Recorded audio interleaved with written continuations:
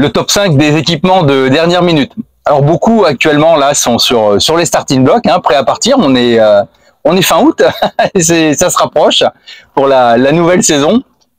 Alors le top 5 des équipements dernière minute qui changent la vie à bord. Dans cette vidéo, on va parler d'accès à bord, on va parler d'éclairage, on va parler de protection de la cuisine et des équipements électroniques individuels, et puis on va parler de chaleur à l'intérieur du bateau.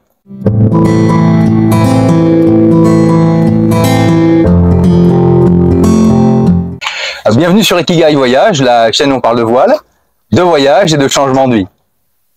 Le top 5 des équipements de dernière minute, alors pour vous, hein, parce que pour nous, ce sont des équipements qu'on a soit découverts, soit installés au fil du voyage. Alors de dernière minute, ça veut dire aussi que ce sont des équipements qui vont nécessiter une installation ou des temps d'installation assez réduits. On va pas ressortir le bateau maintenant, et puis qui ont un coût relativement peu onéreux. Notre premier équipement va concerner l'accès à bord. Alors l'accès à bord, lorsqu'on est au mouillage, ça veut dire accès à bord à partir de l'annexe. L'annexe à bord d'un bateau, c'est un peu notre véhicule à tout faire, donc ça veut dire qu'on l'utilise beaucoup. Ça veut dire aussi que on monte et qu'on descend du bateau assez souvent. Alors bon, quand il n'y a pas de mer ou quand il n'y a pas de houle, et puis donc l'eau est complètement plate et qu'il n'y a pas de vent, et qu'on n'est pas chargé, là il y a pas de difficulté particulière. Par contre, il arrive que assez souvent quand même qu'il y ait quand même de la houle. De la houle, ça veut dire que l'annexe va monter, elle va descendre, mais que la plage arrière va aussi monter et descendre. Et ça c'est pas forcément synchronisé. On peut se retrouver avec l'annexe en haut, la plage arrière en bas. Voilà. Et donc là, ça peut être un peu sportif. Ensuite, lorsqu'on utilise l'annexe, on peut être plus ou moins chargé. Alors, soit chargé parce qu'on doit déposer ou récupérer des personnes, soit chargé parce qu'on vient de faire les courses et qu'on est, l'annexe est remplie de sacs et de boîtes de conserve, de tous les produits qu'on peut avoir lorsqu'on revient des grandes surfaces. Et lorsqu'on est avec des personnes dans l'annexe, on a des personnes qui sont plus ou moins alertes, plus ou moins agiles, ou bien qui ont plus ou moins peur, qui se sentent plus ou moins en sécurité lorsqu'elles doivent passer de l'annexe au bateau. Et lorsque ces personnes doivent se déplacer sur l'annexe, on a un transfert de poids, hein, ça peut déséquilibrer aussi soit l'annexe, soit les autres personnes qui sont à bord.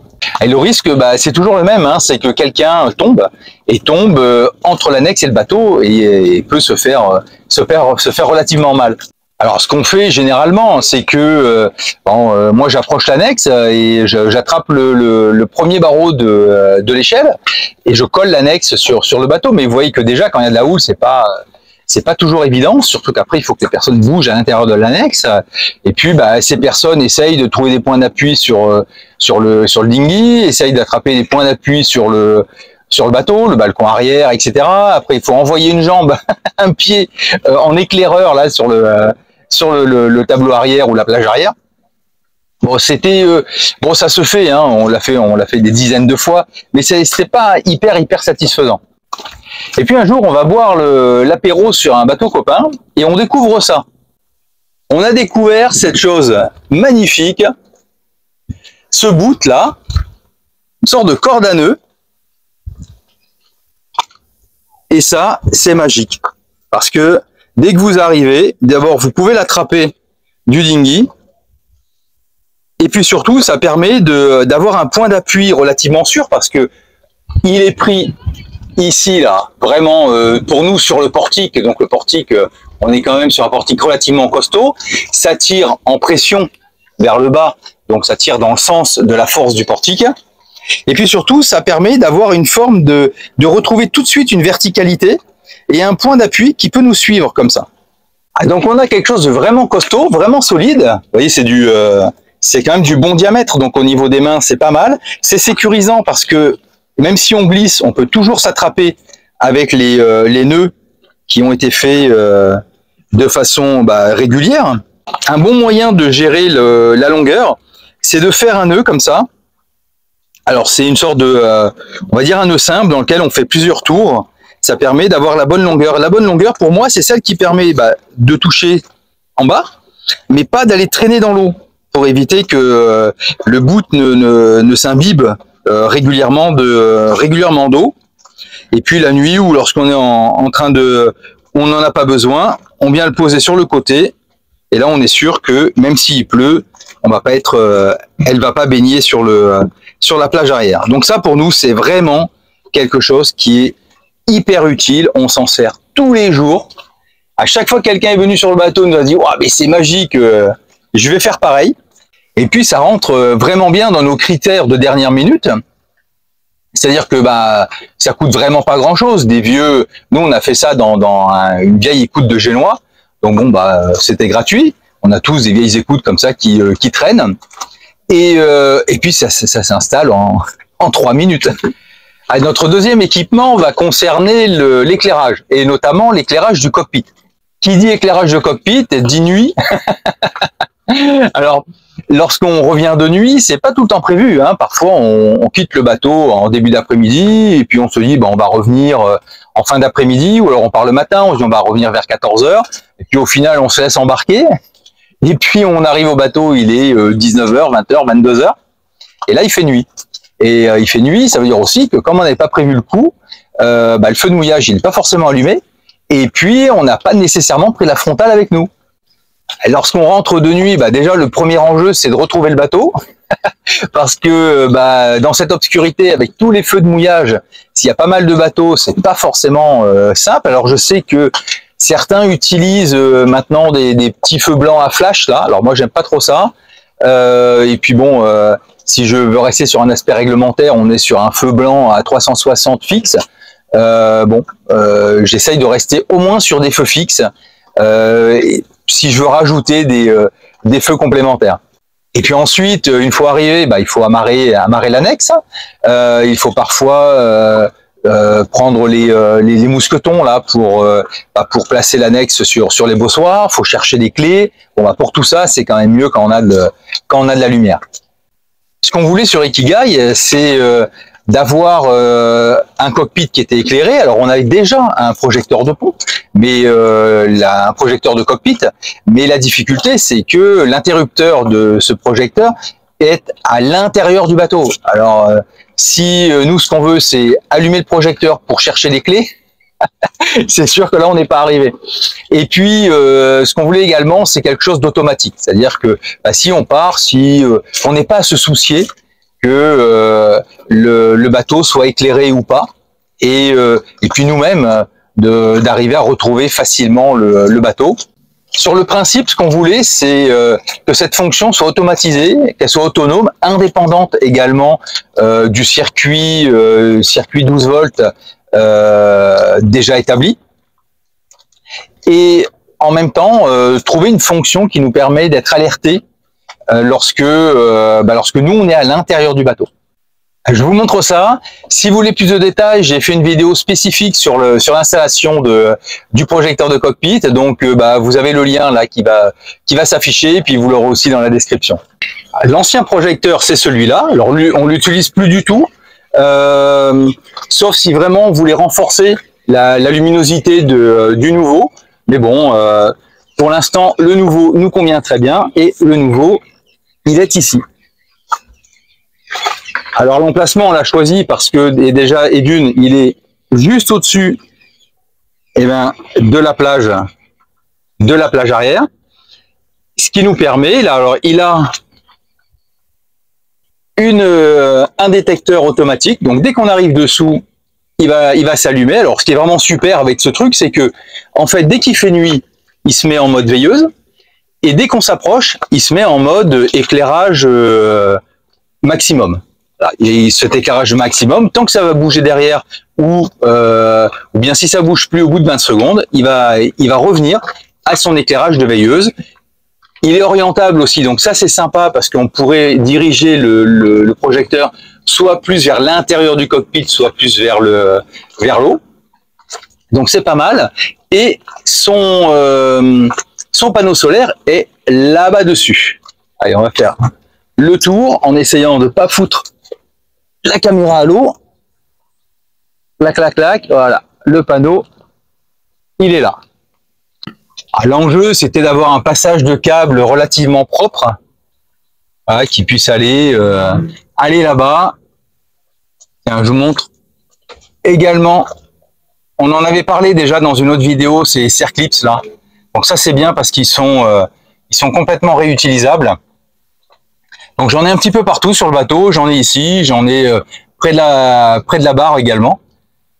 C'est utile lorsqu'on veut soit serrer quelque chose, par exemple ici là au niveau des pagaies, on pourrait les utiliser, ou bien pour serrer les taux. Là j'en ai pas mal ici de ce côté aussi, et ça c'est vraiment pratique. Avec le projecteur de pont, là on reconnaît bien Ikigai. C'est assez facile de le reconnaître, et puis déjà d'ici de l'annexe, on distingue bien toutes les parties de l'arrière du bateau, le tableau arrière, la plateforme, l'échelle, etc. Et c'est quand même extrêmement pratique, non seulement pour préparer l'approche, et puis ensuite pour s'amarrer, et puis pour récupérer tout ce qu'on a récupéré dans l'annexe. Et tranquillement là on va s'approcher. On est en mode veilleuse, donc là la nuit il reste comme ça, donc ça consomme quasiment rien. Et dès qu'on s'approche, on va passer en mode éclairage normal. Hop. Voilà. Donc là on a quand même un éclairage relativement puissant. Si on recule, au bout d'une vingtaine de secondes, on va récupérer notre éclairage mode veilleuse. On va attendre un petit peu. Alors franchement, nous on en est vraiment extrêmement satisfait. Et outre le côté pratique, voilà, dès qu'il y a quelqu'un qui s'approche un peu de l'arrière du bateau, alors ça peut être des copains, hein, si nous on est à l'intérieur, on sait que les copains sont arrivés et que on va venir les accueillir. Et dans nos critères de dernière minute, on est pas mal non plus, hein, le panneau avec le projecteur, on est autour de entre 80 et 100 € à peu près, en fonction du lieu où on les trouve. Et puis il faut 2-3 heures pour l'installer, donc c'est vraiment quelque chose qu'on peut mettre en place assez rapidement avant le départ. Notre troisième équipement va concerner la température dans le bateau. Alors dans le bateau, là, lorsqu'on est en zone tropicale, hein, le matin, c'est le moment le plus frais. La nuit, la température retombe un petit peu. Et le matin, quand on se lève, le bateau est pas mal ventilé, donc on doit être autour des 31 degrés. Et l'après-midi, à l'intérieur du bateau, même tout ouvert, on est autour des 35-37 quand même. Et pourtant, Ikigai, il fait partie des bateaux qui sont vraiment bien ventilés. Tous les panneaux de pont s'ouvrent vers l'avant. Donc ça veut dire que comme les bateaux se mettent nez au vent, l'air, le vent, lorsqu'il passe sur le pont, rentre dans le bateau simplement parce que le panneau de pont est ouvert dans le bon sens. Sur certains bateaux, vous avez le panneau de pont qui s'ouvre et l'ouverture est vers l'arrière en fait. Et là, pour le coup, le vent qui peut pas s'engouffrer à l'intérieur, il va passer par-dessus le capot, mais il va pas venir s'engouffrer à l'intérieur. Donc sur Ikigai, on est quand même bien ventilé. Simplement, il peut faire quand même relativement chaud dans le bateau, et notamment lorsqu'il pleut. Et en zone tropicale, la pluie, c'est quand même un compagnon de tous les jours, surtout en saison cyclonique, c'est en saison des pluies. Sur les autres saisons, bon, il va pleuvoir de temps en temps, mais en saison des pluies, il pleut quand même très régulièrement, donc on passe son temps à ouvrir, fermer ces panneaux de pont. Et lorsqu'ils sont fermés, entre la température générée par le soleil et puis la température que nos corps dégagent, à l'intérieur du bateau, ça peut devenir très rapidement, il peut faire très chaud. Sans compter le fait que parfois on a besoin aussi un peu d'intimité, et puis on a envie d'aller dans sa cabine, fermer la porte de la cabine. Bon là aussi la température peut monter assez vite. Alors, un équipement qui est vraiment génial par rapport à ça, ce sont les petits ventilateurs. des petits ventilateurs. Alors le gros prend beaucoup trop de place, nous on met pas de gros ventilateurs. On en a des petits, les petits ça marche super bien, je vais vous montrer ça. On a des ventilateurs comme ça, alors ça c'est vraiment génial. Ça marche très très bien, on les recharge, on voit le fil là pour le charger sur le côté. Au départ, nous on avait ça, alors ça c'était bien. On le tourne et puis il se met en marche. On voit le pourcentage de batterie qui reste. Quand on appuie dessus, il peut tourner sur lui-même, etc. Bon, maintenant il tourne plus parce que il est un petit peu vieux. Tac, on va l'arrêter. Ce qui est bien, c'est que on peut le charger. On a un petit USB là derrière. Et puis il est mobile, on peut le mettre où on veut. Mais on a trouvé mieux. On a trouvé ça. Ah oui, j'en ai plein. Parce que quand j'ai trouvé ça, j'en ai acheté 4. Celui-là, alors, il a exactement la même fonction. Il va se recharger derrière en USB. Il a plusieurs vitesses pour tourner. Voilà. Et puis, surtout, il est à pince. Alors, soit on peut l'avoir en pied comme ça sur la table, ou le poser n'importe où, soit on va le mettre sur un équipé, clac, et il a ce petit trou derrière, là, ça là, qui fait que si on a une vis, on peut aussi le poser un peu comme on dirait une applique murale. Donc vraiment celui-là, il est vraiment super. Donc nous, on en a 4 comme ça, 2 comme celui-là, un dans chaque cabine, et puis un qui est posé ici, voilà, qui est là-bas, qui est orientable. Et puis après ceux-là, on s'en sert pour les balader dans le bateau en fonction de là où on en a besoin. Donc en fait, on en a besoin essentiellement lorsqu'on est dans le bateau et qu'on bouge pas, parce que soit parce qu'on regarde quelque chose sur un écran, soit parce qu'on est en train de travailler, parce que sinon on est quand même généralement dehors, ou alors quand on est le soir dans la cabine.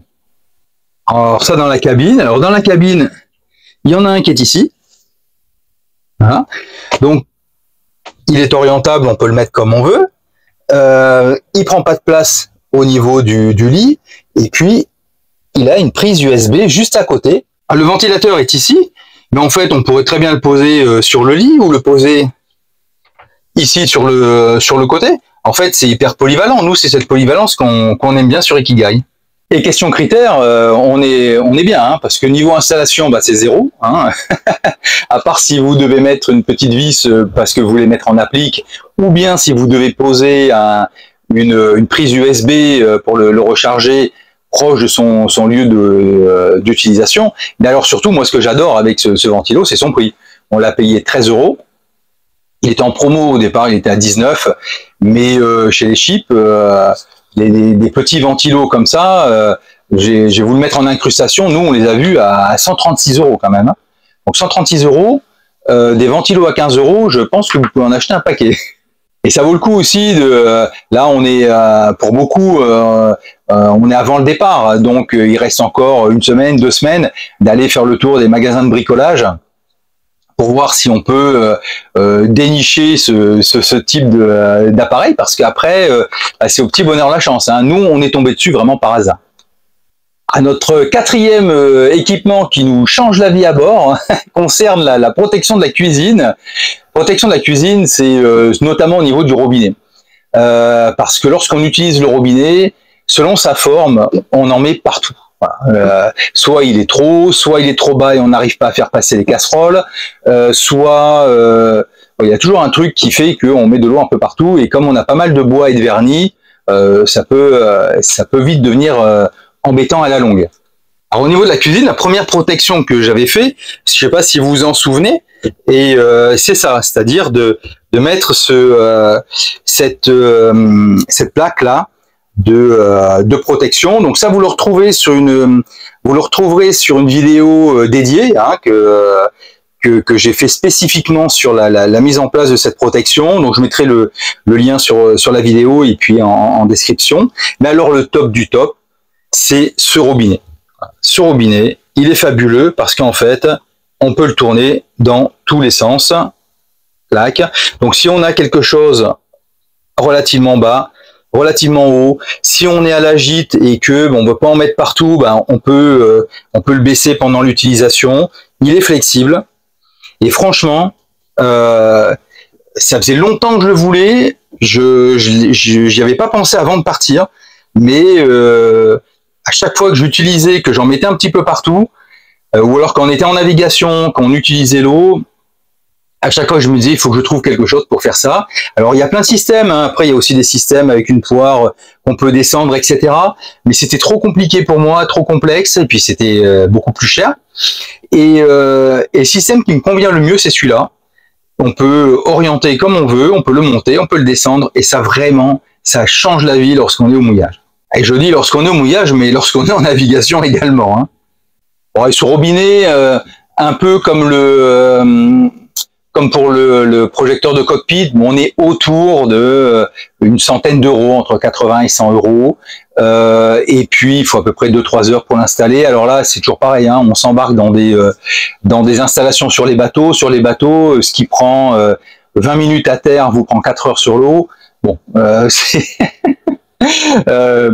nous, on a mis à peu près ça. On a mis à peu près 2 ou 3 heures. On l'a fait avec un copain, Patrice, du voilier Armen. Et c'est ce que ça nous a pris en temps. Ah, c'est vrai qu'on peut dire entre 80 et 100 euros pour un robinet, c'est cher. Mais franchement, au vu du service rendu, c'est en tout cas nous sur Ikigai, on ne regrette absolument pas cet investissement.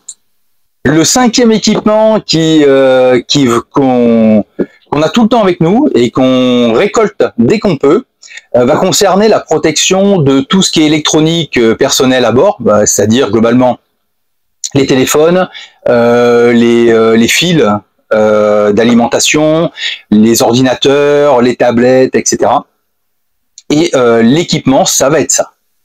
Ce sont tous ces petits sachets absorbeurs d'humidité qu'on va retrouver à chaque fois qu'on fait un achat d'électronique ou même de chaussures et qui absorbent l'humidité. Et ces trucs-là, on ne les trouve pas dans le commerce. Alors je discutais avec quelqu'un dans un vendeur dans un magasin de bricolage, il me disait qu'en fait, il les vendait pas à cause du produit qui était à l'intérieur.